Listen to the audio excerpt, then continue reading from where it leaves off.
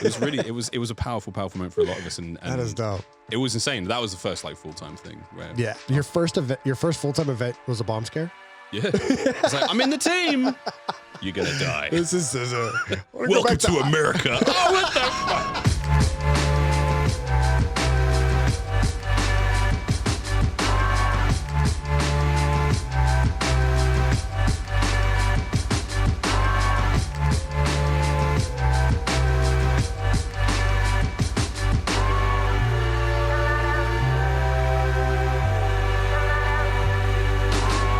Welcome back to another episode of Around the Bar. Today, we have one of my favorite commentators in esports history, Miles.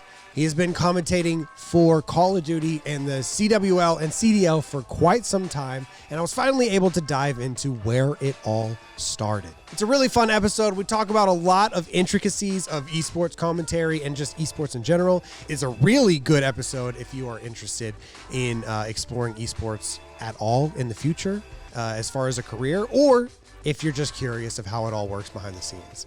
If you guys want to support the show more and also watch all of these episodes without me interrupting in the middle with advertisements and different type of things, go head over to the Patreon. All the support from the Patreon goes back into the show to bring more guests and more experiences to Around the Bar. Thank you guys so much for watching this episode of Around the Bar with Miles. Cheers. Thank you so much for coming on. Cheers, man. Thank you for having me. What are we drinking today? We're drinking Samuel Smith's with chocolate porter. Chocolate porter. Chocolate porter. Organic chocolate porter. Oh, wow. Yeah, that is pretty heavy. You love it. I do. But I realize now this is the sort of thing that I would have after a long day of work. Right. I finished work. That's insane. The baby's to me. down. Yeah. And I'm like, I can go to bed after this. This will knock me out. Yeah. Yeah. Not at time of recording, because now I feel like we've messed this up. Why this is the day. It's too deep?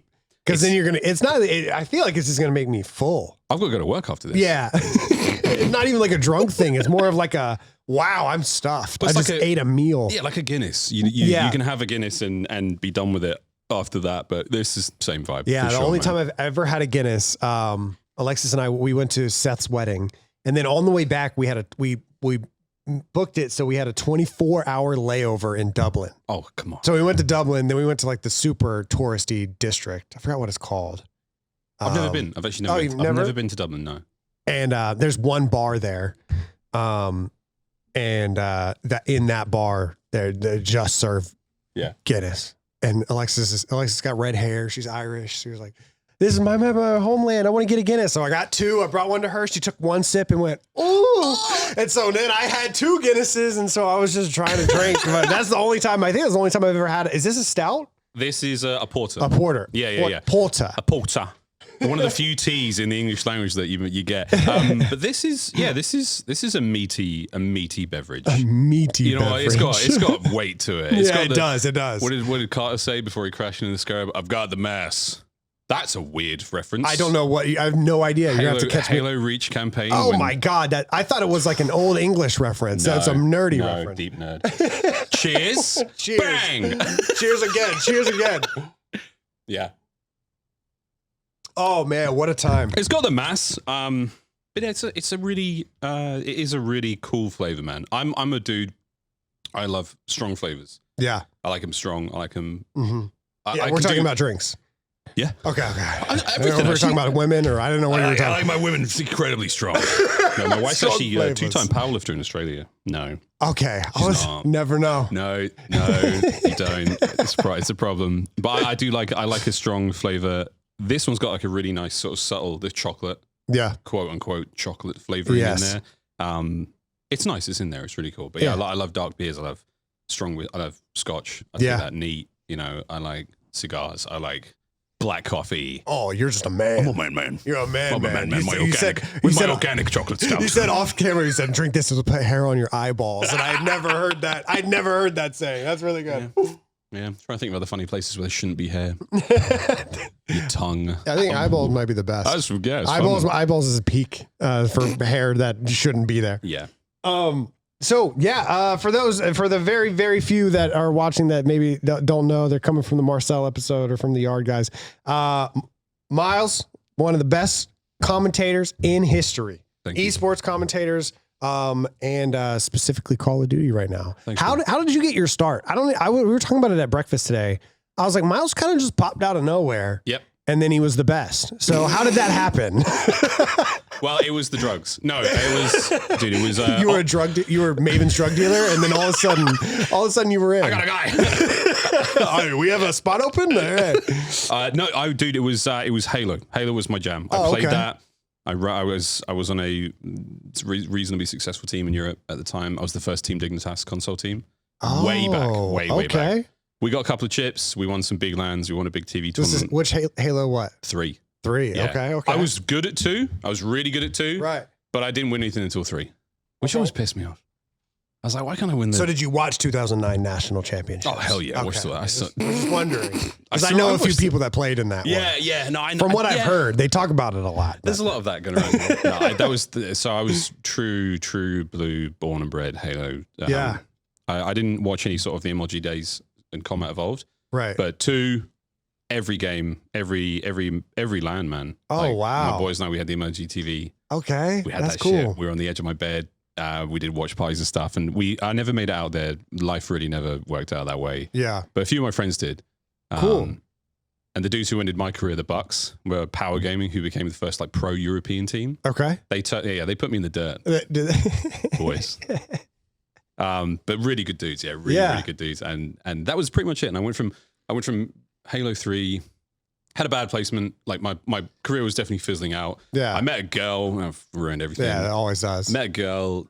Like my time at college, university was going quite well. I was enjoying having fun. Yes, and practice started to sort of fizzle out. And my teammates were like, "We're gonna make a change, blah blah blah." And like at the last event, I think we got third. And the guy running it. We had a really, really rudimentary stream just in TV. Right. Like those were the days. Way back. Way back. So there's no evidence of any of this. So you have to take my word for it. Yes, that's good. That's good. Very little evidence. I was also a pro Halo 3 player. See? There's more than North Carolina. The footage is all lost. Yeah, but there's no footage. There was a dude who did. I mean, there's the stories here. This all branches out so rapidly now. Yeah. You know the huge Minecraft streamer YouTuber Filzer. Yeah. What the hell? Yeah. So he used to be. He is like a bucket list guest for the show. No shit. Yeah. I'd send him a text. You know Phil? Phil, he was in a team that we competed with for decades. It feels like it wasn't. It was like 6 years. Called Scar Tissue. And Phil's Phil was at every land. That's and he crazy. He was insane. And then like one day he reached out and I was like, wait, Phil, you're like a massive streamer now. What the fuck? Because I remember watching his clips. I mean, he's been a friend forever, but like watching his clips of his hardcore, like those moments, and I was like, "That's Phil. That's Phil. Yeah, like, Phil. What the hell?" Funny because I knew he liked Halo. Yeah, he was really good. Every time I hear him talk about Halo, he's always talking about like the speedrunning community. So I didn't know if he had ever just outed him. I'm sorry. So I mean, I don't know.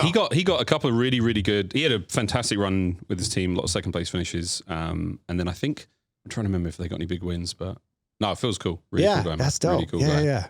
Yeah. So he was part of that. And anyway, long story short, played it, casted one event, angrily, comedically, had fun. Yeah. And then that kind of became a thing for me where I could still be a part of my community even though I retired. Right. So I started casting the events because I still wanted to go, wanted to see my friends, wanted to hang out, and I never wanted to let that part of my life go. And I didn't. And then one thing led to another, and I got a phone call when Master Chief Collection came out. From my boy Glenn Elliott. I did this on Hex's podcast as well, but like he was just like, have you got a suit? Come to London. And I was like, dude, I live in Sydney now. I'm not gonna do this. And he was like, no, trust me, it's gonna be cool. I was like, whatever, man. So it was me, strong side. Yeah. Which was fucking crazy.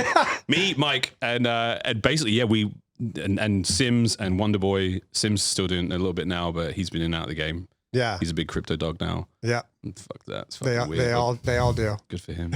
And basically that was it. Yeah, man. And then after that Master Chief Collection show, it was called the Battle of Europe. Okay. After that, I went home back to Sydney. Right. Phone just kept ringing. Different games. I basically became like a full-time contractor at ESL Australia. Right. Yeah. Any and every game they wanted me to do. And I was like, I can figure it out. So what games did you, games did you commentate? So it was Halo originally, and then I did whatever Halo 5 at the time. Right. And then like some Gears of War, FIFA. When you commentate FIFA, do you commentate over the in-game commentators? Yeah. 100%. So you're commentating. Those guys off. Oh, you can't turn them off. Yeah. Okay, I thought you were commentating over them commentating. No, I've always wondered. I've never watched also, like a professional. I mean, I don't know enough about football, and especially didn't know anything about FIFA. To like respectfully. The FIFA like to respectfully call it. Nothing. And these were really serious players. This was like a tournament in I was in Kuala Lumpur for this. I was in KL, and like this was also part of one of the Asian COD Champs, which was amazing experience. Yeah. But like I'm there with Cripsy, my guy Cripsy, who's a super pro. Yeah. And I said to him straight up, and he was a great commentator as well. And I said, honestly, I was like, brother, I don't know shit. I don't know a thing. I couldn't. And he's like, but you know football or soccer. And I was like, oh yeah, I'm going to sell it. Yeah. But you're going to carry this very hard. And he did. But the whole time I was just there like, passes to player. That was my whole thing. And that's all I had. That's all I had. I was like, it's magic. It's unbelievable. That's all I had. So did you grow up watching football? Yeah. Of course. Massively influenced by that. Okay. It was just, I was faking it. Yeah. And that leads me perfectly into COD, where the first overseas event I did was the Halo World Championships, the first one. The big one. It was a banger. Counterlogic Gaming won it. Snakebite was on that roster. Right. Like Snakebite. TJ wore the sunglasses that event? No, that was X Games. That was X. Yeah, this was that first one. Big coach clutch. Right. And I was on the Bravo stream with Onset. Okay. And Strongside was there a few times. And again, it was just amazing. It was a really cool experience. Yeah. But for me, that was a dream. Right. That was my game. That's your game. Right, so are you like kind of starstruck when you see them for the first time? Dude, I sat down at dinner with Walshy.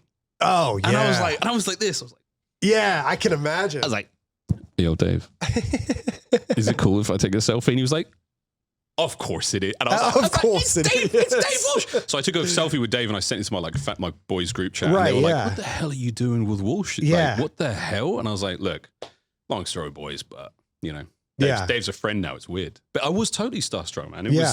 I went from being, we're working with Puckett every day. I can imagine it's the same vibe, man. Right. I mean, it's these people, they're still just people. We're all just people, but the work they've done and the impact they've had on our industry and the impact they've had on everything we do is really profound to me, man. I mean, Dave was the first pro gamer.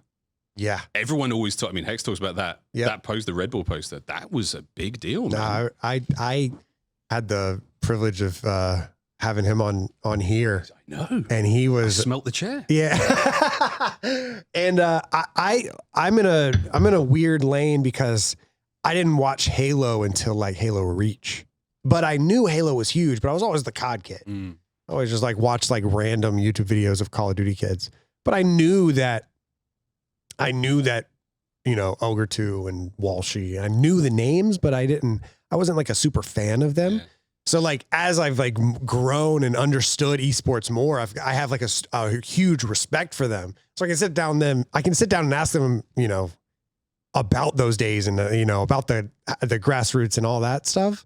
But I never had that moment of like, holy fuck, I mean, I did. I had that moment, but it wasn't, it wasn't the same as like a Halo person seeing. Yeah, it was Walsh, a big, Dave was the player who, and I've told this to him many, many times, even when he tries to escape from it. Yeah. But he was, the way he played was really impressive. He had a really great brain for the game, but also the way he conducted himself out of the game. His interviews to camera. Yeah. The way he was, his trash talk. He was really funny, but he was still such a pro. He still carried himself really well, and he still represented whatever brand he was a part of, whether that was MLG or whether that was Final Boss or Instinct, whatever. I mean, he was there. And this is 2005. These are days when there was no censorship on the internet. No one else in all of gaming except for Walshy wants to hear what they had to say 18 years ago. No one wants to know. If there's any clips of me out there 18 years ago, throw them in the dumpster, please. I think I've tried. Yeah, exactly. I've tried. Those Justin TV casts. Yeah. Oh, they're gone. Don't worry. You can stop now. Folks. But yeah, man, that was a dream come true, dude. That was was a dream come true. And all those people, the influence they've had, and again, I try to remind them on a regular basis, about how awesome they are, because you never know what, if everyone has bad days, and it's nice to hear that, this sort of hairy, loud 36, sorry, you can edit that. 36. Your old dude's still like, no, I think you're awesome. I think what you've done, what you continue to do is cool as fuck. So yeah. But yeah, man, literally from that event, the end of that show, Activision poached me. So what, are you working at this time? Do you have I'm working IT. I'm working my full-time IT job. I'm moonlighting as an esports commentator. Okay. And I was using my vacation time. Right. To travel. To do whatever. And when COD came into the equation, it was, shout out Drake. He was the guy, Andrew Drake. So that was weird. I realized that. No, Drizzy Drake. Drizzy Drake. He was one of the guys him and Carlton Curtis got me into it. And they literally pulled me from that event. I mean, I met with a few people from Activision, from ESL. Yeah. The end of the World Champs. Right. And it was literally a bar in LA. And they were like, you want to do COD? I was like, I've just finished this. What do you mean? Like, you've just asked me to jump houses? Like, straight away? Like, I'm loyal. I'm loyal. My heart is with Halo. And it was a big deal for me. And I haven't been back since. Yeah, fucking. Well, I'm sorry. No. They got Golden Boy. They can fuck right off. You know what I mean? You get Mendes. You get me. No. I still talk to them all the time. I'm still friends with all of them. And at DreamHack, upcoming DreamHack, I'm so excited. My God. We're going to cross pollinate. There's going to be a lot of babies made. I can't wait. Absolutely. Yeah. A bunch of little master prices. That was off the top, gold. Right? Yeah, off the top. Gold. No, I'm really, really excited for that as well. But yeah, man, that night, and then because I'm full-time moonlighting, right. This is not it's not making me any money. I can't leave my superb job that I'm really qualified for, and I've spent the last few years really trying to become good at this so I can set myself up for the future. I'm not going to roll the dice on esports, but I did. And but you did. Kind of okay. It's going good. Yeah. But that was a huge shift, man. I mean, I remember talking to the guys at Activision ESL, and they were like, "You can do the Australian leg," because this was Black Ops 3. Right. So they were like, "You can do the Australian leg of the qualifiers." We used to have North America, Europe, and Australia, and we'd all just keep rotating. So it was an endless flow of COD content, and it was amazing. It was such a cool project. So we're on a tight schedule. Right. We had to get the ball from North America or from Europe, and then we would run with it, and we'd pass it over to North America. Yes. And there was a super tight window. We had to finish our matches in between that. We had to, so I'm leaving work at 5 p.m. I'm racing across the city on my motorcycle. I'm ripping through traffic as best I can every day. And then doing the show, doing the games, getting home whenever I get home, going back to work and doing it all over again. Wow. It was insane. It was really, really hard work, but I loved it. But the hardest thing for me was because COD wasn't talked about COD 4 earlier. Yeah. Off camera. Sorry, guys. That was the game that I really got into. I didn't touch COD from Black Ops until BO3. I missed Black Ops 2, missed Ghosts. Wow. Barely touched AW. Yeah. So there's a huge gaps in my... Yeah, gigantic gap. I've filled it up now, but especially at the time when they were like, do you want to be a part of this? And I was like, I don't know anything about your players, the history, or how cool this is. I don't know the maps. I don't know shit. And they said, we don't care. You're like, they said, we want you to go up there and have fun. Keep doing what you're doing, what we've already seen you do. Yeah. You'll figure that stuff out. But go up there and have fun because we want that. And I was like, okay. So you kind of come in as like you're not playing anymore, but you're having a few drinks. You're chatting to. I'm assuming how many people are watching the Justin TV streams. It was whoever of our community, whoever wasn't at that event. Whoever got kicked. The guys are home. So a couple hundred. Oh, a couple hundred. Okay. I was thinking 50 or so. Oh no, we had 200-300 people. Oh, okay. That's a decent. If you even though you're just fucking around and you're drinking and commentating, having a fun time. And we were fucking around. When are you like? At what point in your career you're like, holy shit, like this is more fun. Like were you ever nervous because you went into it in such like a bro way and you're just doing it for the fun of it. At what point are you like, wait, this is like I have to really lock in. I think I had that moment with Halo early on because I was like, man, little Miles knew that you were on a show with all these people. Right, yeah. Walsh up there. Yeah. And Puckett was doing COD at this time, but you better do a good job. Right. You got to. And like to your point, lock the fuck in. Right. And I think I really did. I took it. The best advice I've ever been given in my career. One of my improv teachers, this crazy, fantastic, talented man called Dave Rosowski, said, "Take what you do very seriously, but don't take yourself seriously." So I've run with that, whereby my work is of paramount importance, and I want to have integrity there, and I want to take it seriously and I want to show a tremendous amount of respect to the players and the game and the fans watching it, because you never know how important this is to them, and the same to the crew who put in their time and energy and effort to put this thing on. So you always get that. Yeah. But I'm still going to have a ton of fun. But always within that end goal of it's about respect and it's about love and it's about upholding this thing, which is super, super important to a lot of people. Yeah. But when I got to BO3 Champs, my first COD event, I was like, I don't know, dick. Yeah. Scumpy what? Don't know. I don't know shit. I don't know a fucking thing. Yeah. I got given the kind of like talent handbook. Right. And I did as much research as I possibly could. And I was like, all right, these are the good teams. These are the teams that whatever. And then there's everyone else. And I was coming in as the sort of like. And then we got double first round. See you fudging later. Like, bye boy, chance. See you fudging later. It was insane. But like that event, that was the first time where I was like, okay, this is big. This is something like everything I'd done up until that point. I was like, this is really cool. And I love this. And I get to take this thing that I helped build in my own way, like as a kid, competitive games. Like the first event was in a gym in Birmingham. We moved the benches aside. We set up the TVs on the Xboxes on a bench. Yes. And we, first place took like $50 home. Or the equivalent of. It wasn't good, but it missed those days. Yeah, man, but it was pure and it was awesome. Right. And I remember, being in the Forum in Los Angeles, and we all got into our huge dressing room. And I remember asking the lady there, I was like, ma'am, who was in here before we were? She said, the Rolling Stones. I was like, what? You just start smelling everything. Keith was here. That is insane. And that was one of those moments where I was like, what the fuck? This is not. So your first COD event was COD Champs, Black Ops 3? Dude, that's an insane venue. Yeah. That was one of the two huge, big standing tower things. The players are on pillars that are like 4 stories high, and the crowd. I mean, there was the Bravo stations on the back side of the dome. I mean, that is crazy. I think it was Puckett was on the like the red zone style desk we had at the top with Sensor. Right. Yes. Yeah. It was insane. That's wild. I watched Sensor get thrown out of that dressing room because when Snoop Dogg came in to take that space, we were all like, dude, we've all lost our stuff. Well, all of our stuff got kicked out, and we were kind of freaking out because passports and stuff were in there, and there's so many talent members. There was like 17 or 18 talent members because it was such a huge show. Right. And then Doug was like, he had his camera ready. Like he was like, I'm going to vlog it. For Snoop Dogg? I'm going in. We're like, Doug, don't do that. Doug, they're gonna kill you, Doug. Dude, Doug, I'm pretty sure he got to the door and he was like, guys, can I just use the Froyo machine? Because there was one in the corner of the room, and he was like, what's going on, guys? Sensor here. And then within seconds, bang, the guy kicked him out. Seconds. What? I'm pretty sure that happened. We were all in the corridor like, he's going to do it. Doug is a man of unwavering insane focus and sheer fucking will. There's a couple words Doug's incredible, man.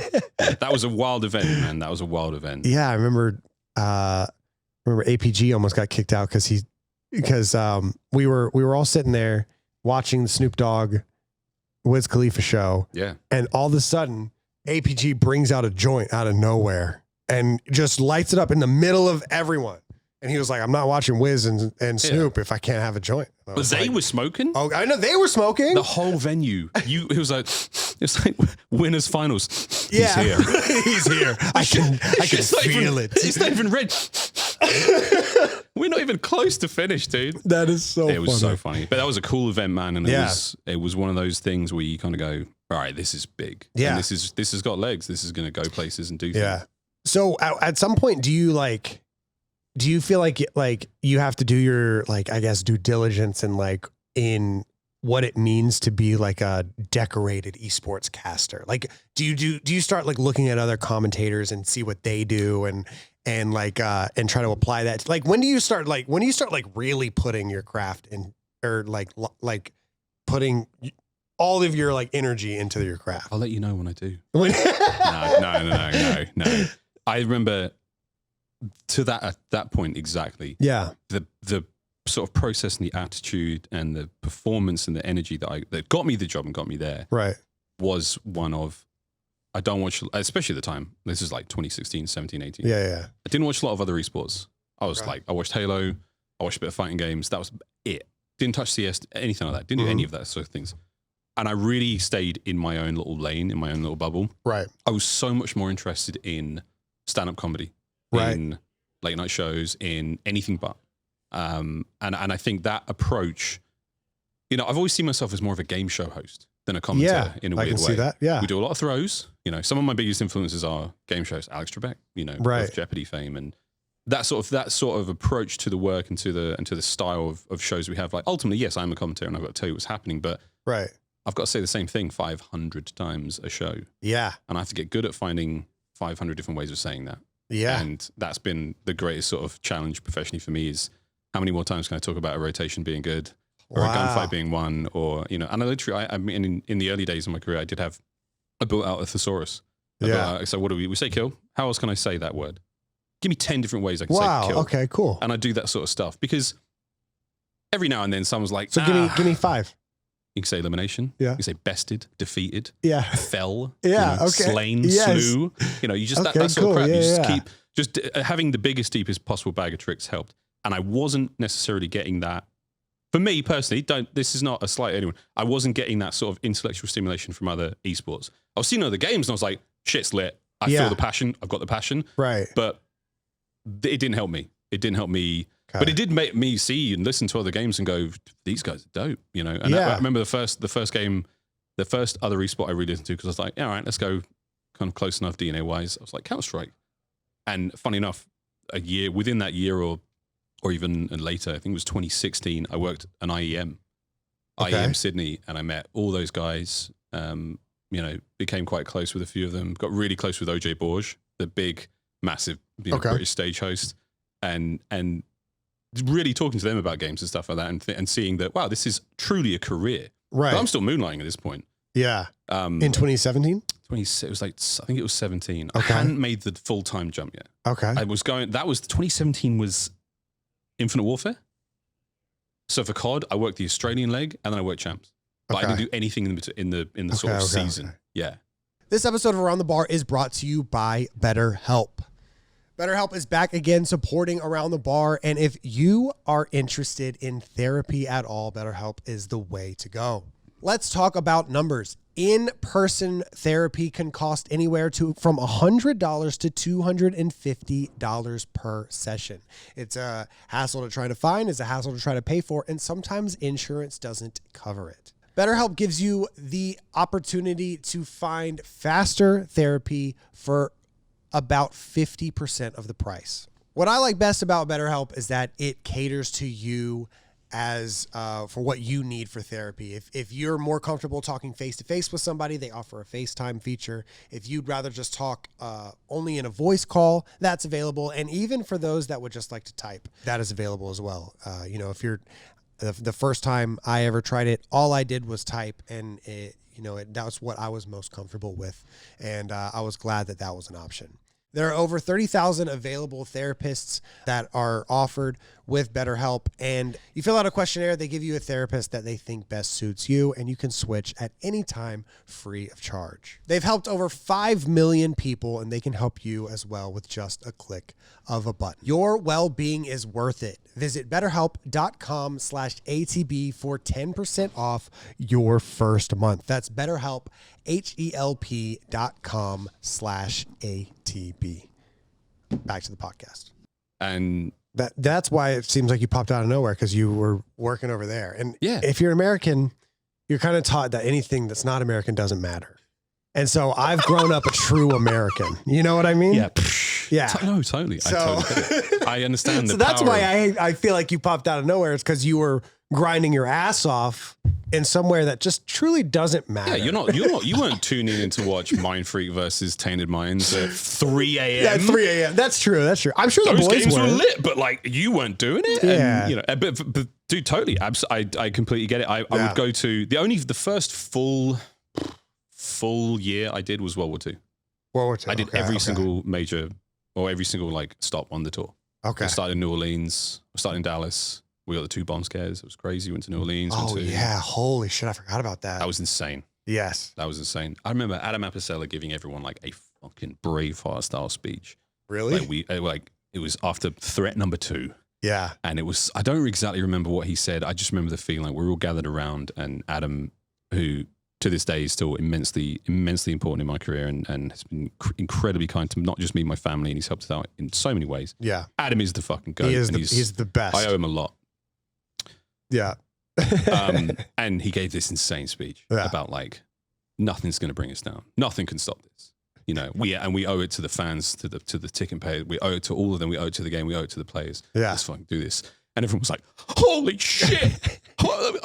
And then I think it went out and casted like, I don't know, Echo Fox versus Phil. And I was like, fuck, this esports shit is pretty cool, right? It was a powerful moment for a lot of us. And that is dope. It was insane. That was the first like full-time thing where your first full-time event was a bomb scare? Yeah. I was like, I'm in the team. You're gonna die. Welcome to America. Oh, what the fuck? It was insane. I'm gonna go back to IT as soon as possible. Get me back onto that desk quickly. Dude, I remember that event. We're walking, like the fire alarms go off, and we're walking down the hallway, and 2 or 3 people are with Adam, and he's walking through like the hotel, or walking like where everybody's exiting, but he's walking through people. And he literally said, like out loud in front of just fans, everyone get to your room. And I looked at him because we had bomb threats before, but the way he said it, I was like, oh my God, there's a bomb here. Like I really was like, scary. Holy shit. Really scary. Like, and he's not going to joke about that. No. He's not a joking guy. He's only going to say it when he has good intel. Yeah, exactly. Yeah. Right. This man doesn't cry wolf. And these aren't esports employees. These are just fans. And he's like, everyone to your room. And the people who don't even know who he is, so see him, they see like bodyguards with him, and he's got the MLG thing on, and they're like, all right, we should go to I think we should go to our room. That's a big guy telling me what to do. I'm gonna do it. Dude, that hotel, that Omni, we're in the Omni Dallas. I'll never forget. That was the first time I think we had Echoes or Alexas in our rooms. Okay. And we could use it to do all sorts of stuff. Okay. And I remember somehow getting into Tun's room, Chris Tun's room, CJT, and I got into his room and I was like, Echo, set alarm for 5:55 a.m. Echo, set alarm for 5:56 a.m. Oh my God. My God. I've only spent like 3 events worth of time with him. Right. But I just had to fuck with him. And we did, I think it was sort of 10 minutes of constant alarms. And then we all played it really cool because obviously pros. A few other people knew about this. And I remember he came to work the next day and he was like, oh man, I had a terrible night's sleep. I was like, oh no, what's going on? What happened? That's so fucked. He was like, oh, my alarm kept going off. And I was like, pranks are important. Pranks are really important. That is so funny. So at any love you, Chris. So at any point in your career, do you you said you didn't really like watch other esports like to see what their commentators are like. But at what point do you sit? Are there? I don't know what commentators are really like behind the scenes. Do you guys ever give each other notes? Do you ever sit down and talk about the profession of the craft, the craft of commentary? I think maybe one day, one day it will happen. With I think the Vanguard year was the first year that we as a team, as a broadcast team, nearly all of us, we'd all get into a Discord at least once or twice a week. Okay. We would go over whatever the most recent matches were. And we would beat the shit out of each other. Really? Yeah. It was the best. The best person for doing it was Chance. He would literally come. He'd be like, "All right, I'm going to share my screen," and there'd be 20 fucking tabs. Oh my God! And he really would be like, "All right, you know." And we'd all leave. We'd leave this at the door. You leave your ego at the door. Of course, yeah. You know, all of us are really trying to get. We're really trying to get better because we could tell Vanguard was a wildly different COD. Yeah, I'm doing a good job here, aren't I? Wildly different. Different God. Definitely different. Yeah, it had things going for it, but like as a viewership experience, it was fucking crazy. It was fast and it was insane. It was like, we have to reinvent this thing that we've all got pretty good at now of years and years and years. And it goes for all of us. We got to find a way to tell stories on this shit because it's fast.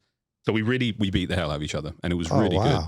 It was really good. But it was always coming from a place of love and, you know, a high tide raises all the ships and we really were big on that. And you know, we're just coming off a Cold War, which was so fun. Yeah. And such a COD. And there's a COD. Yeah, it's you just watch it and you can kind of guide the viewer through it. And then you get to Vanguard and it's like the viewer's like, what the fuck is happening? We had to even the observing team were like, what's the important thing here? What do we watch? Yeah. Because spawns weren't flipping all the time. There was not a lot there was just endless battle. Yeah, just and we're like, okay. Hit the hill. Banging doors, hit that shit. Yeah. Search and destroy was okay. And then control were like, all right, we're doing this. Gavutu. Holy shit. You know, we had to figure that out. But that's where we really would share notes and we would share We really did go deep. All of us went deep. So I was also coming in big dick after winning the esports awards. So I was a bit like, I know what I'm talking about. Yeah. I did, you know, that certainly helped. You know, some members of the team like Lando, who doesn't cast anymore, but like he'd be like, can we watch 5 minutes of gameplay? I just want to give me some brutal honest thoughts. I'm like, 100%. Yeah. And we went deep. We went super deep. Not as deep or as brutal as Chance would go, but he got the fucking best out of us, man. Yeah. That's my boy. That's good. That's awesome. So would you say Chance is a guy that like really like cares? Like he's a guy that cares more than anyone else. He cares, he cares a lot. And he would do shit like, he'd go, all right, Miles, listen to this. Just listen to this. And we'd play back the thing and I'm doing my thing. And then he'd go, how long do you think you spoke for there? I was like, well, I know you know, you dick. I was like, all right, how long? And he was like, 1:15. Wow. I was like, didn't feel like that. He was like, did to me. And he's right though. He was like, that's too much. Yeah. And then we were like, okay, cool. We can't do that in this game. We've got to pass more. Pass more. And, and that's how Chance and I found this thing of like, all right, if I'm going to say something quick, straight to him. And he's going to be like, bah, bah, bah, bah, straight back to me. Yeah. And that's how we get we talk about passing or fast passing. And like, this is just a little trick that we found really helps a fast COD. Yeah. So like MW2, after a while, we were like, boo, boo, boo, boo, boo, boo, because it's a pretty speedy game at times. Right. And it really helped. But in those sessions, we came up with so many sort of frameworks, and I've tried to pass this on to any young caster who talks to me. Everyone wants to know about this sort of stuff. Yeah. I treat a hard point like a song. Chance and I are both quite musically minded. Okay. I play the guitar and I sing. I'm sure you could tell. And he was a drummer. Oasis, right? Yeah. Okay. No, I'm not going to do it. I'm not going to fucking do it. But he's a drummer. So we've got, you know, lead and rhythm. And I like it. And all of a sudden now we're like, oh shit, we've got a sort of a plan here. So opening with a hard point is, you know, first verse. What's happening in the first verse? Right. Teams are about to hit point. They're going to get into a fight. And then there's going to be a little break, maybe a pre-chorus if there's a lull in the gameplay. And then I'm going to pass straight to him. And then the chorus is, there's no fight. The setup is happening. And that's Chance's time to break things down. So next time you listen to a hard point, when there's action on screen, it's usually me. The second there's no action, he's breaking it down, telling you what to look for. And then as the next piece comes in, that is so we kind of interesting. get built up to it. We build up to the next chorus or the next verse or however you want to structure it. Because there is typically, in a good COD, there is a rhythm to a hard point. And we want to get the audience in that rhythm with us. Right. So that they're rocking as well. And they can then start looking out for those moments and really feel invested and really feel engaged and feel like, I know what's going on here. Because hard point can really feel, you know, we talk about spawns. No one can see spawns. You don't know where that is. So it's an intangible thing. I mean, I think I watched COD for, well, even other than that, I watched COD for 7 years before I started watching the minimap. Like, when I played, I would look at the minimap.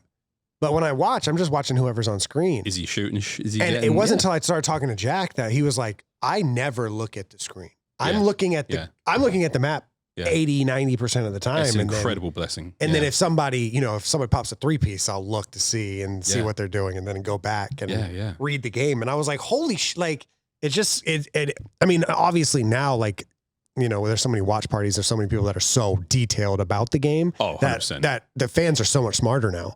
But I hope so. But when we're watching Black Ops 2 and Ghost, like, I'm just going to see where Rambo runs. Like, that's all I want to watch. I want to see where he goes on the map. I don't really want to care about anything else. And, it's you guys, has it ruined like just watching for you? Can you just sit down and just watch? I can do that. Chance cannot. But he's just minimap. He's just like, what the hell is this guy doing? What's that? I'm like, no. I can sit there and be like, I can sit and take it back as just a generic enjoyer. Right. I can turn off the commentary brain. Okay. And I do quite a lot. Yeah. Sometimes I do it while working. You wouldn't know that, hopefully. It's like, I might as well said some insane shit again. But I think my working time, I'm sort of 50-50 because I have to tell you what's happening. I don't have to tell you what's happening on screen, but I have to see it. I want to find those little moments because my background, and this is where Chance and I are a weird pair. Yeah. I'm the player. And the player isn't usually the play-by-play. The former pro is the color caster. It's Joey D. It's Study. Okay. Whereas like I'm a former pro from a different game. Yeah. Which doesn't really help, but it helps when I'm in the mind of a player. I'm like, how does the game feel right now? And that's the sort of narrative I try to take. I'm like, okay, you know, if I lose that one fight on P3 to P4 Vault hardpoint, you shit the bed, son. You're down 50 now. that is a really important moment. And I try to put the emotional emphasis on that moment in a way. So there are those little hooks that we can I find as a former player. Not that I'm great at COD, but like, you know, I'm Crimson. Come on. I'm fine. I'm top 3% or whatever. It's better than that. Really? Sorry. Nah, Matt, you're great. Don't play him in Apex though. He's nasty. Oh, I've got about 18 minutes in Apex. It looks great. But yeah, man, it's finding those like emotional hooks, because that's what I think this is. I've always, for me, it's always been more than just a game, man. It's always been more than just flashing lights and sounds. It's about the story of a person in that moment. And in my commentary, I always try to really find that human element, and really find not just the sick 3-piece, it helps, but find the struggle and the challenge and where their player's coming from, why are they doing this? Yeah. You know, really try to dig that layer deeper, and don't always do it. Mostly it's just dick jokes. Yeah. Mostly just dick jokes, but if it's there, we can really use it, and you know, and I think that adds to it, because I find people attach themselves to those emotional moments so much more. You know? Yeah. If you're like, if I see a dude crying after a game, I'm kind of like, give me that now. Yeah. Give me, dude, when RC and Pristini play each other in like MW19, and Pristini stood up and was like, "You need me." I was like, this is fucking perfect. Yeah, it's the best. And like watching those two guys, watching brothers literally play each other, was unreal, dude. Yeah. And it's going to keep happening. It's going to, and that's why the stories are so important. But that's why the game is, we need the game, but the players are so important. And it's our job to really pick those and toy with the sort of the emotion of the player. And they are the colors, the cast is the canvas. We've been acquaintances and friends for so long but I've never like picked your brain about. You've never done this shit about this. Like this is so interesting. Yeah. I've always been. I think it's because I first really started getting into esports. I mean, I was always a COD kid, but I started getting into esports in Super Smash Brothers. Yeah, and probably one of the most important parts of that game is the commentary. They don't take it too seriously, but they all know everything. Yeah, and they do a good job of explaining it, but like not over explaining it. And it's hard, man. That game is so quick that the commentators have to like tell all the stories. Yeah. So a bunch of the stories, a bunch of the eras of that game, because I've been playing the same game for 25 years, that like, oh my God, a bunch of the eras were created by the commentators. So like even the biggest pros will say like, you know, all this stuff was happening. Yes.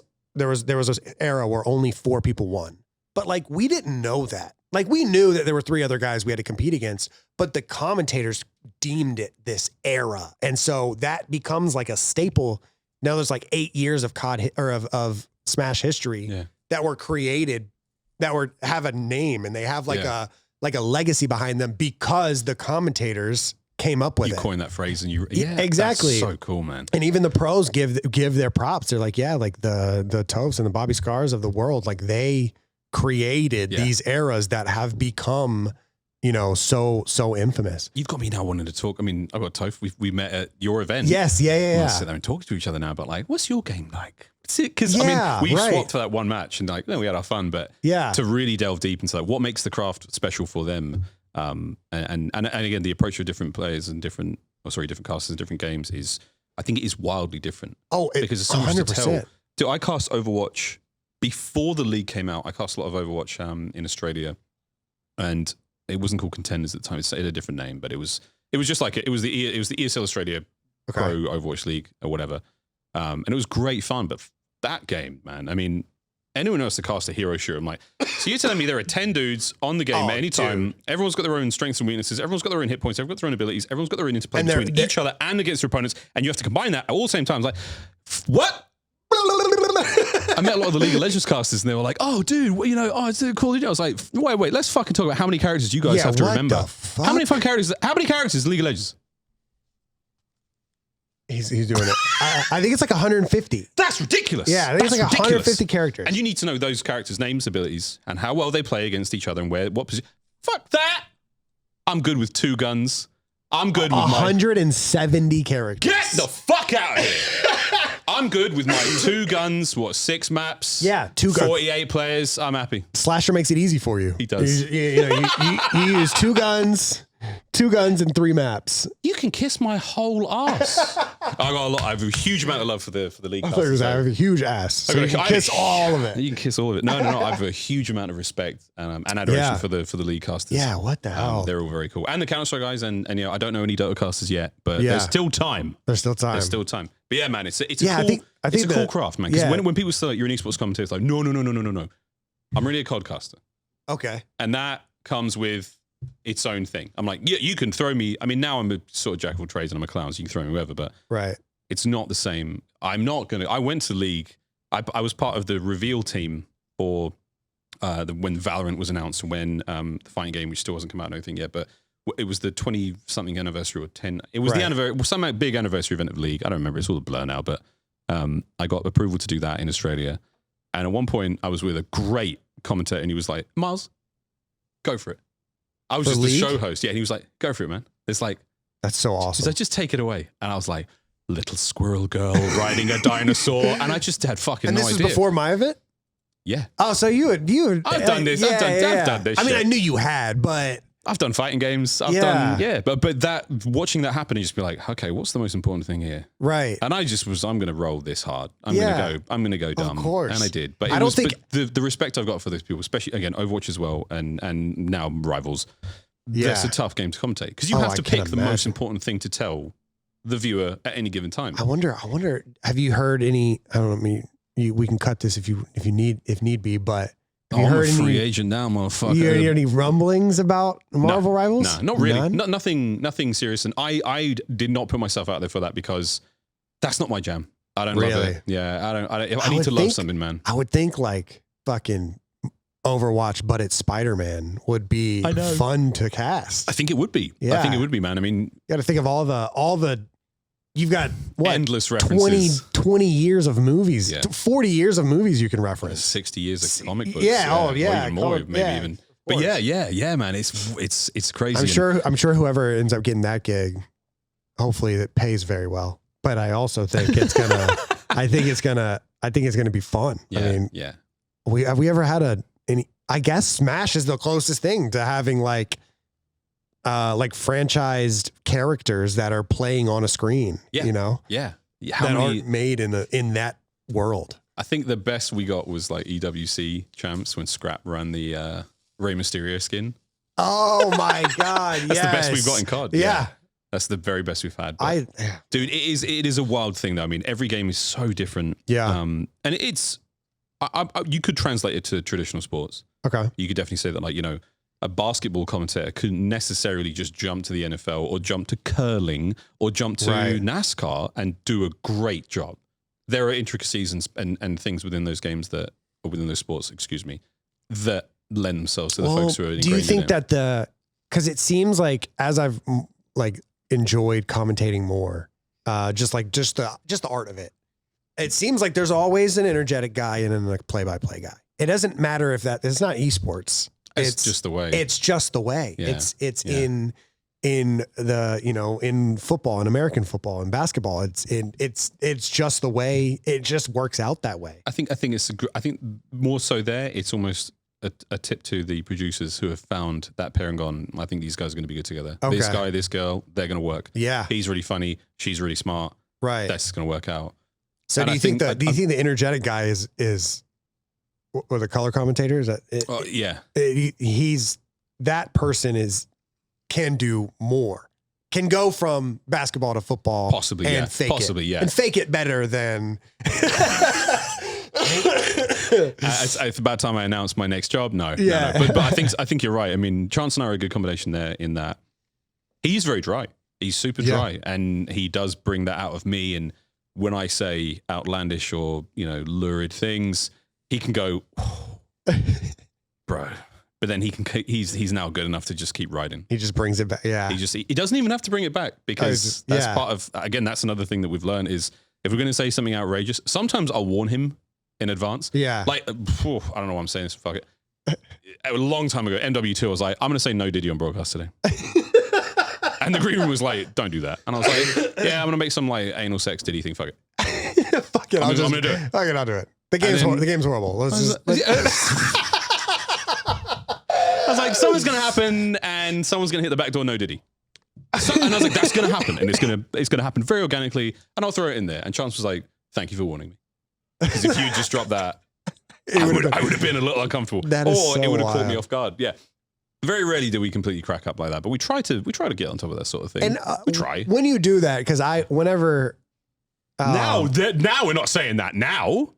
No Diddy now, no. Oh, yeah. Jesus. Yeah. Oh, no, definitely not now. But I'm saying whenever we thought it was just a bit weird. Yeah, he was just he's not an evil human. Right. Whenever you do go a little rogue on broadcast, because I'm usually watching the stream, and so I see the chat, they start moving. What the hell is Miles fucking talking about? Or Maven was talking about nutting the other day on stream. Nutting in holes. And, I was Clint's having a real good run in BO6. I was like, what the fuck? Well, the chat is just like question marks and stuff. Hey, yo. Yeah. Is it, do you guys ever have a chat up? Do you guys ever, you don't treat it as a stream. The chat can't be up. Yeah. The chat, I think I've put the chat up a few times when it was like either a charity thing, or if I'm driving. If I'm running the full broadcast, then I kind of see chat. Oh, okay. I thought you meant driving a car. I was like, you can't be reading chat while you're driving a car. Yeah, if I'm taking my child and my dog somewhere at high speed, without seatbelts on, then I've got the chat open. Thanks for the gifted. But no, I think as a general rule of thumb, if any commentator ever, just do not have the chat up, because the chat is going to say something that's going to throw you off. Right. The chat's going to say, who shaved that monkey? I'm like, they're talking about me. I'm like, okay. And now I'm thinking, I'm like, oh no. Oh no. Yeah, I get that. But I think professionally you just shouldn't. But I think it's like a streamer brain. You say the crazy thing to see the reaction. Yeah. But you're saying the crazy thing, I guess, imagining. We do have to do it in an echo chamber where it's just me and him. And then the game, and we know they're listening. Yeah. But I'll be like, no, did it? And then just move right on. Move right on, keep rolling. And I think there's, I've described my work as I want to be like a Pixar movie. Right. I want to be just like a Pixar movie. I am for the kids. It's loud, it's fun, it's colorful, it's exciting, whatever.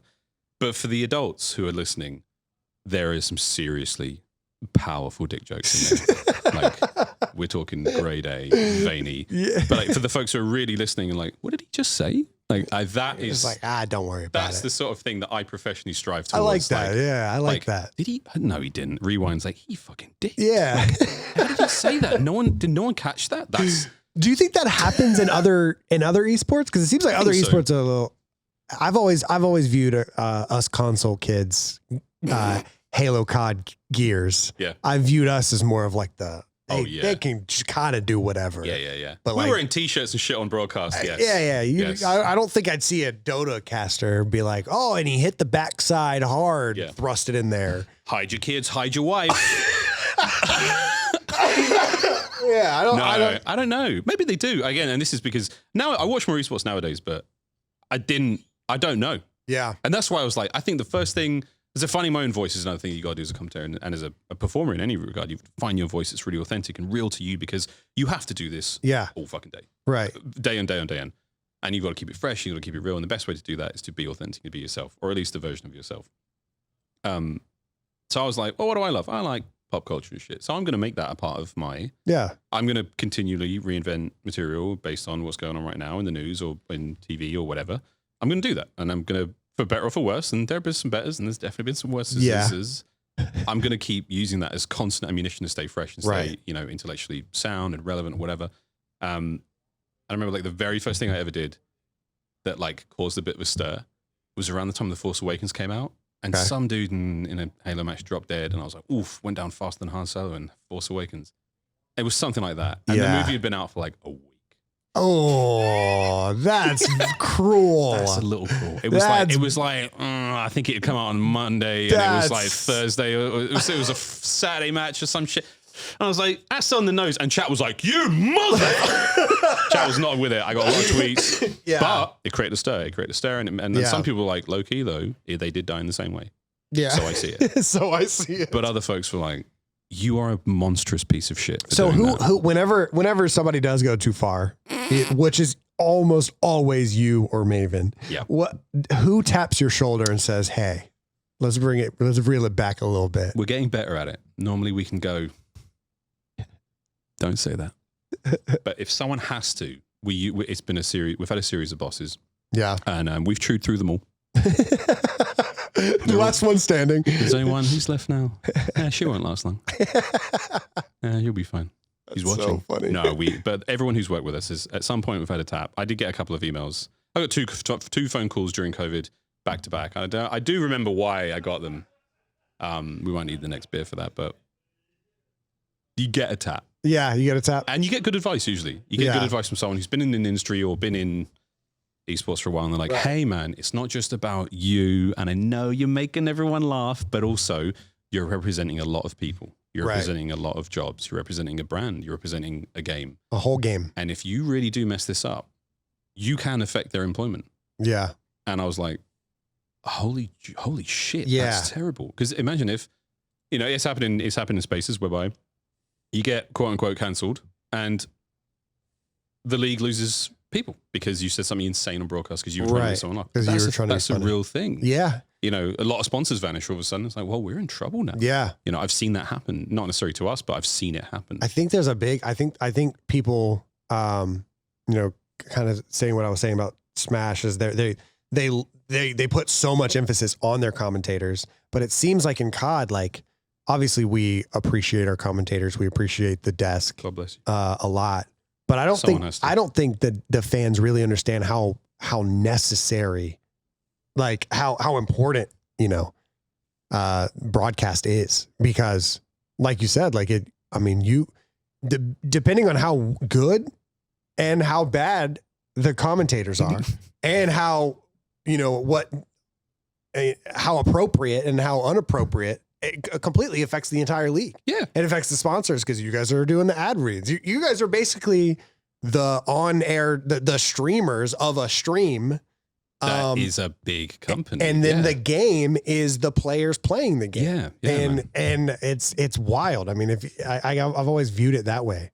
Hey guys, I hope you were enjoying this episode. I just want to take this quick, brief moment to remind you guys about the Patreon page. All the support from the Patreon goes back into the show to cover travel for more guests and to just all around make the show a better product. Some things that we provide on the show is extended cuts, ad-free of the podcast. So if you want to watch the full podcast without me yapping in the middle, you can do that on the Patreon. Plus, there will be more conversations with the guests as well. Also, we have a show that we're going to produce weekly. It's myself and Matt Craig sitting down doing a little bit of advice, maybe with some guests as well. That's always going to be fun. There's also Discord access, as well as some like poker tournaments, some other really cool stuff that we have going on in the Patreon. But yeah, enough of me talking. Down in the description is the link to the Patreon, and I hope you get a chance to check it out. All right, back to the podcast.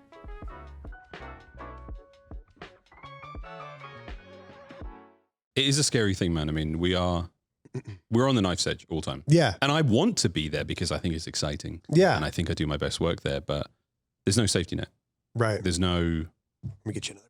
God bless you. Do you want me to just keep waxing this story? Yeah, dude, there's no safety net. I have the beep button at home. Like, that's me. I just do that because it's funny to, like, call a Beezy a evil little mother. It's fun to do that. But like, there is no real safety net. There's no, if I mess up or if I do something insane, or if I can't do that. Can't say something too contentious. Can't say something that's like too politically charged because no one wins then. There's too much money involved. People's jobs and livelihoods are at stake. And people will. And that's what a huge part of this job. God bless you, brother. Once again, Sam Smith's Organic Chocolate Stout, a product of the UK. And I do think 1758. I was close. 1758. I was close. Oh yeah, go on. We'll cheers the glasses. But mate, it's something that, and a tremendous amount of respect to anyone in this industry because it is hard. And anyone in broadcast. See, I don't do that. I'll talk about that in a minute. Now we don't have to, but I don't mind head. Me neither, man. Me neither. The thing with this job. There's tons in there. I'll clean that up. Don't worry, baby. I got you. There's clean plates in this house. Yeah. Mama raised me right. There's something about this industry where you are being trusted. You're truly being trusted. Yeah. And this goes for commentators. This goes for people who've got sponsorship deals, anything. You're being trusted to represent a brand. Yeah. And even though I'm not a full-time employee anymore, I still treat myself that way. That like I'm a part of the league. I'm the face of the league. I'm a voice of the league. And those faces and those voices have got to sort of uphold themselves. So like, I try not to do anything that could jeopardize or put the people who work on the league or put the game in a bad place. It's just, I don't gain anything from that whatsoever. Yeah. And all it will do is hurt. So that's cherry on top. Not many beers on this show, are there? So lots of like nice cocktails. Lots of cocktails. Yeah, lots of nice cocktails. How are you finding it, by the way? You've had. I like it. I don't weird, mind it. Yeah. I that being said, like I have like I don't have a sense of smell, so like I can't like taste things very well. So it's just kind of thick. Then. It tastes like thick. Yeah, it tastes like a thick beer, which I like. I like creamy stuff. Like I like creamy drinks and stuff. So I would imagine you could throw ice cream in there. I don't know if you wanted to. Oh yeah, for sure. This genuinely is something that I will go to. Cheers, man. Cheers. This is fun. Cheers. Yeah. No. How long do we have? What time is it? However long until you got to go back. Yeah. They don't know what I'm doing. We'll figure it out. I'm gonna rock up to work pretty intoxicated.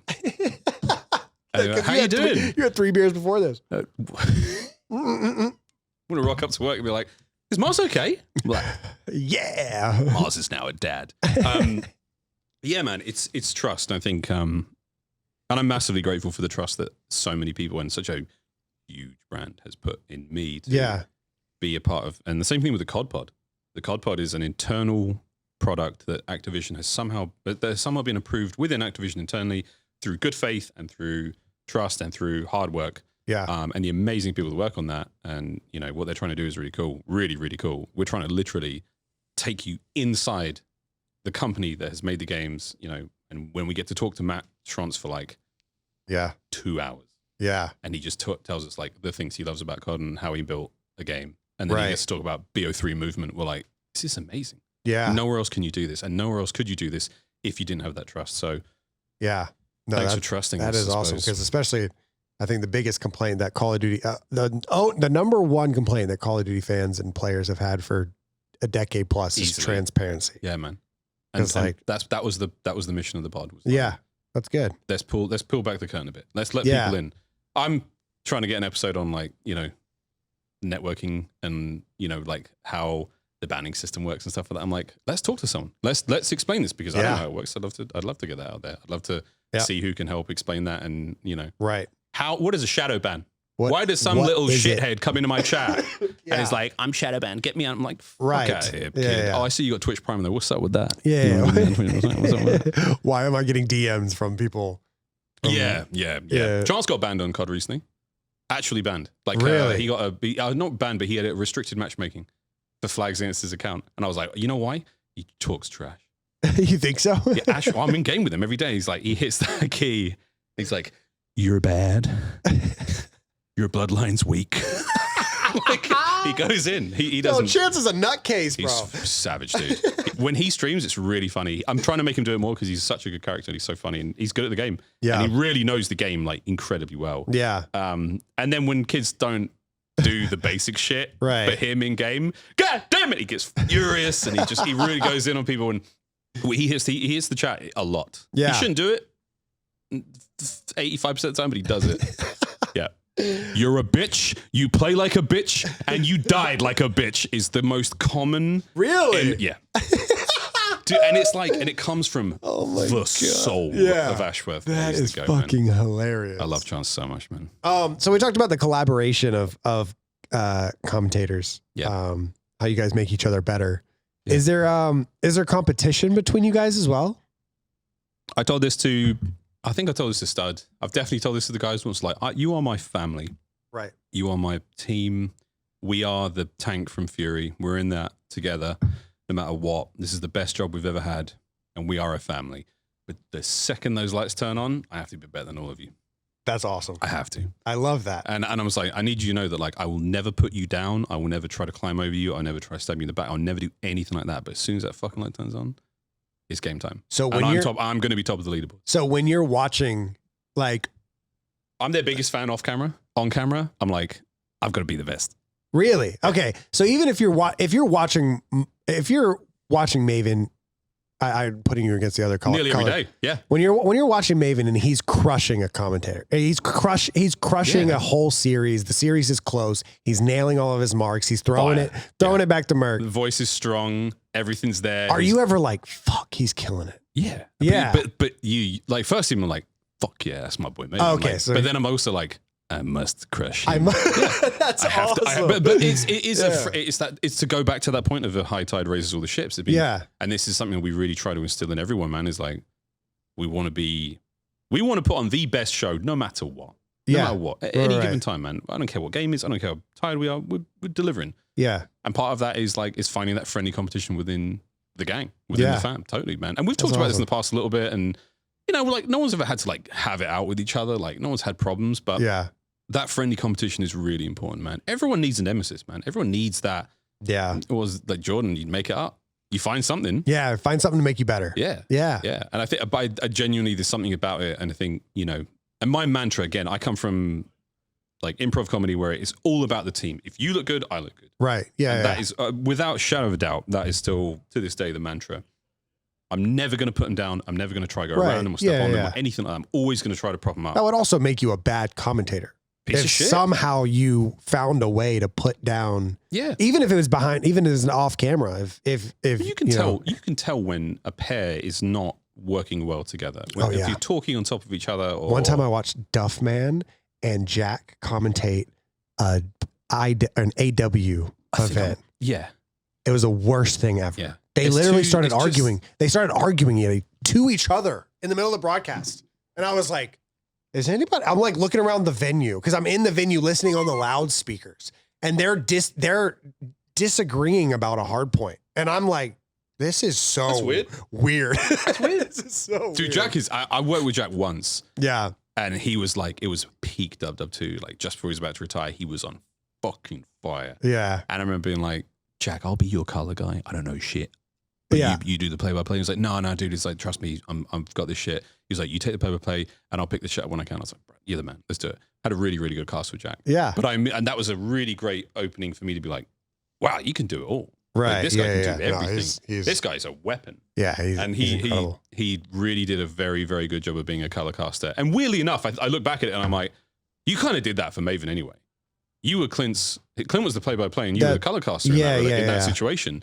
And it was dope, man. It was really, really cool. I'd always seen Jack as a play-by-play, but in COD, weirdly enough, he could just do it all, man. Play-by-play is the less energetic one. No, that's me. Play-by-play is the more, okay, I've had it mixed up my whole life then. So does everyone else. Color comment, because I think they gave me the wrong award. You're colorful. Yeah, no, it's like color. It's like, whereas the play-by-play is the exciting of like what's happening. You're so right. And this is something that does come up all the time. It sounds like play-by-play would be dissecting the plays. Yes. But it is what's happening play. It's what's happening in a play-by-play moment. Or some people use the term analyst instead of color cast or color commentator. Okay, we'll do analyst. I got called an analyst the other day and I was like, what crack, sweetheart, are you on? And how good must that be? We get little There's badges. The shouty guy and the quiet guy. Shouty guy, quiet guy. You're the shouty guy. Yeah.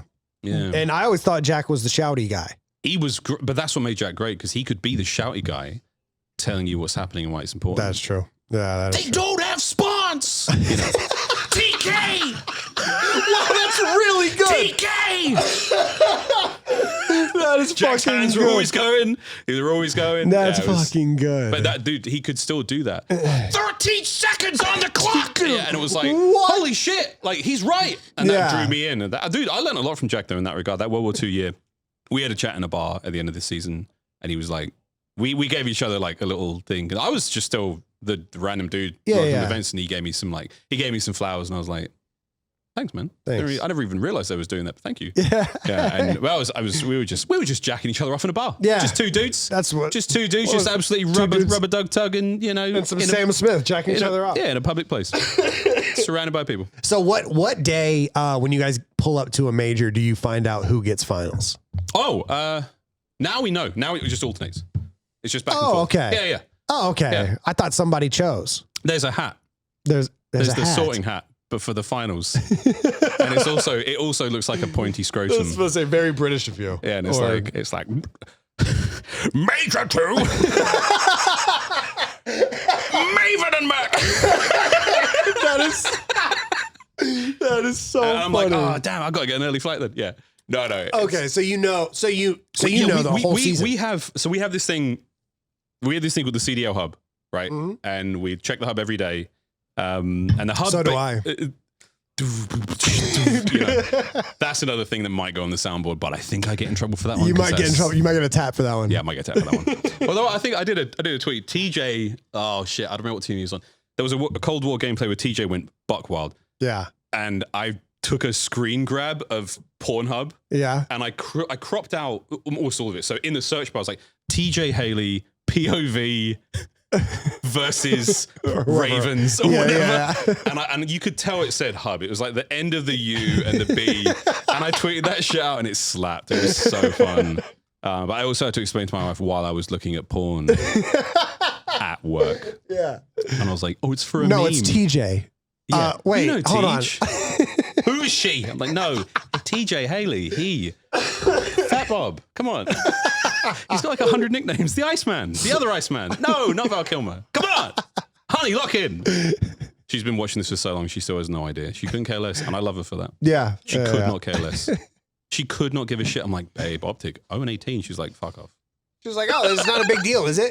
Meanwhile, I'm like, no. Oh. No, honey, this is a big deal. No, it's not a big deal. This has never happened. She's like, okay, sure. I love it, man. But no, the gosh, what else was something? The hub. Sorry, back to the hub. Yeah. Wow, funny how that wiped our brains. The hub is essentially this sort of like guidebook of every series we have, nearly every series. Okay. And we have our schedule put in there way in advance. So we can really go like, oh, cool, who's getting the first online qualifier when we get back? Okay. We basically know now. And it just sort of depends on which way the match is for. But yeah, there is basically like a lineup. Yeah. And the games fill the gaps. Like the cast has got those moments. Oh, okay. And now we're even, I'm on the desk for the first two segments, the starting segments on Thursday and Friday. And we just know now. So we can really, it helps so much, man, because we can prepare. Yeah. Instead of just being like in the MLG days where it was like, Miles, you're going to Bravo now. I'm like, yeah, I am. And I just run across the venue. And then just like, so I'd be like, ladies and gentlemen, welcome back. Elevate versus VVV. Yeah. And you're like, wow, who the fuck are on Gen these G teams? Orange. Take it on. yeah, like straight up, I mean, or like, no, what is it called? GG, fuck, what are they called? You know what I'm talking about? Someone's got me covered here. The Infinite guys? GGE Orange or something? No. GGEA? There was like GG, oh, forget it. I've had two of these now. It's fine. No, I think I know what you're talking. You know what he's talking about? The Infinite company. There was like two teams. They had two colored. That TP worked for. Teep was like a coach. It was like a no? GGEA. GGEA. You know what I mean? There was something. Anyway, I think it's GGEA. There was something like that. I can't remember. Those were the days we're running across. Like, yeah, you literally go from straight in. Yeah. Bravo. It's like, what's the schedule? It's like, oh, Mars is on the desk now. And I have to run up to the desk, jump up there, like, it's like me, Merck, Benson, and like a TP in there. I'm like, just run across the Anaheim Convention Center. I'm like, I'm good, boys. And like, how's the game? I was like, it was fucking great. Like, and they give me a minute. I'm holding the cough button, just like, fucking hell. And teams there like, well, these teams got to make sure. I'm like, fuck, dude, it was insane. But now we have all that laid out. We know, and we can really prepare. We have to wait occasionally for like, what are the matches? Or who has that one? Yeah. But it's cool. It's cool being able to prepare, man. Love being prepared. Love that, man. I mean, don't get me wrong. You shove a mic on our face, we're going to figure it out. Yeah. But it's just so much nicer when we can come into it. Because now we can come into it with like, all right, let's get some stats ready for that series. We talked to Easy Mac. Chances like, hey, man, I really want to look at, like for the last time Minnesota played FaZe. This is some deep inside baseball shit, but I don't care. Yeah. I've had drinks. Yeah. Chance will talk to Easy Mac and be like, I want to know how Estriel's performed against FaZe in every year. And he's like, can we collate that information? And he'll go through this like insane stats database. And he was like, Estriel's had the best KD against FaZe consistently. And the best it's been is like a 1.02, which ain't great because obviously FaZe are really good. But as an individual, he's always performed. And Charles like, that's the story.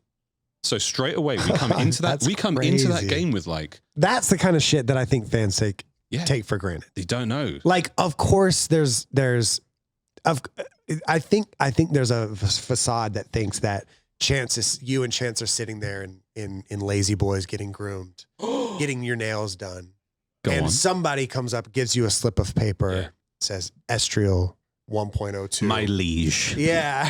Estriel 1.02 versus FaZe. And you're like, okay, that's what we'll talk about then. But no, you guys are in the weeds. Well, he's in the weeds. He's in the weeds. Yeah, I watch Star Wars. That is not entirely untrue, but chances in the weeds, Yeah. sometimes on the weed, while in the weeds. No, Yeah. but really like going in deep and prowling through the stats. We have this amazing system that EasyMac has built out where we can literally look up everything. That's insane. We used to have a little more detail where we'd be able to look at track like accuracy stats, like real in-game shit. We're like, how many steps has this player taken? Who spends the most time on their belly?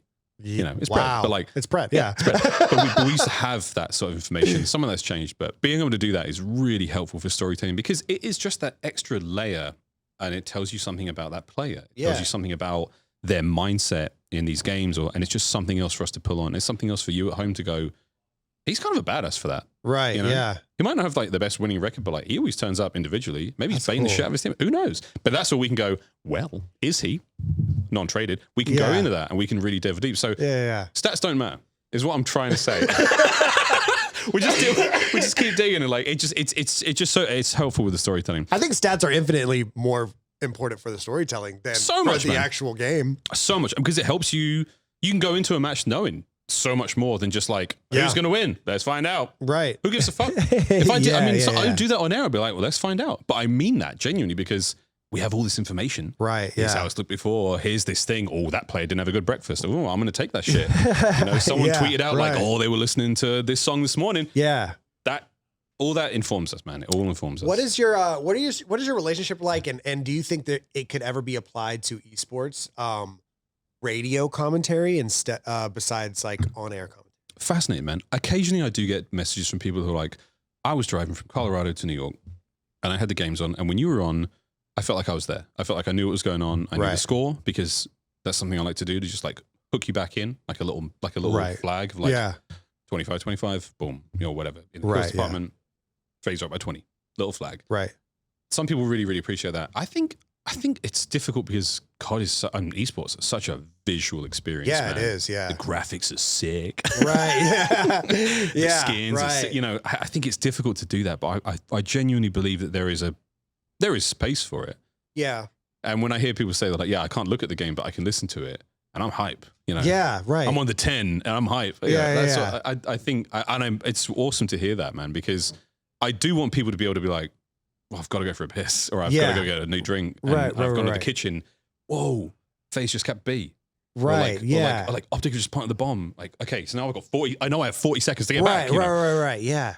Or there's these little chapters in the game that we have to create, and I think that we do that. And I think without the visuals there, you could still do it. I think in American sports, and specifically baseball and college football, it seems like American football, there's home bases for radio stations. Yeah. And so the radio stations, like they're just on, you know, people just have them on, and the commentary is so different. Mm. It's, trips right, and it's 3rd and 5 on the 3rd and 5 on the 45-yard line. And there's just so much information that is spit out. And then ball snap, and then... But that's still such important, like, contextual information. You can't just tell you everything. It's like, he's scratching his ass. No. You got to give the most concise, important stuff. But that being said, if Tom Brady, Tony Romo was on air on ESPN, and every play saying it's 3rd and 5, and it just regurgitating the information that everyone can already see, it's not as good a commentary. Like, it's two separate...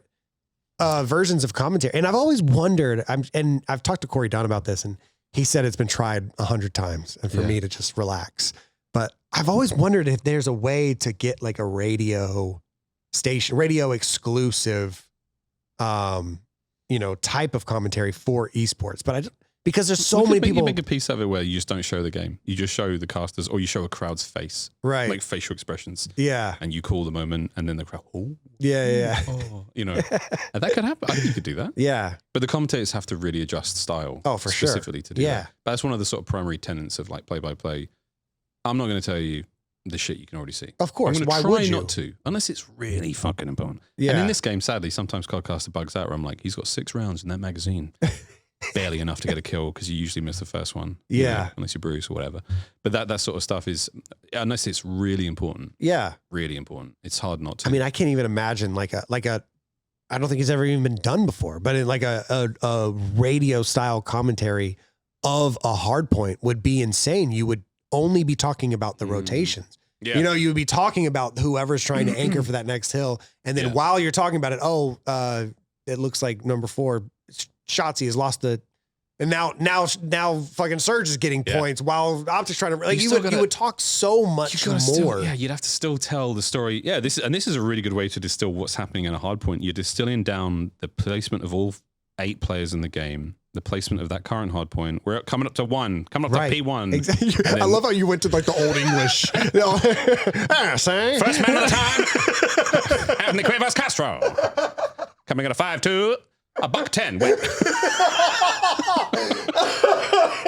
But boy, does he move fast. He finds 2, brought down immediately, traded by Pred. You know, that's what you have to, you still got like account for all the players, what's happening in the time, and then 15, 20 seconds out. Right. Then start to talk about what's happening next. But yeah, man, that's a good way of looking at hardpoint in general, man. I was really deep into that like 3 years ago. Cause last thing we can talk about, because I know you gotta go pretty soon. Do I? But shit. Sorry. That's not what to talk about. Yeah.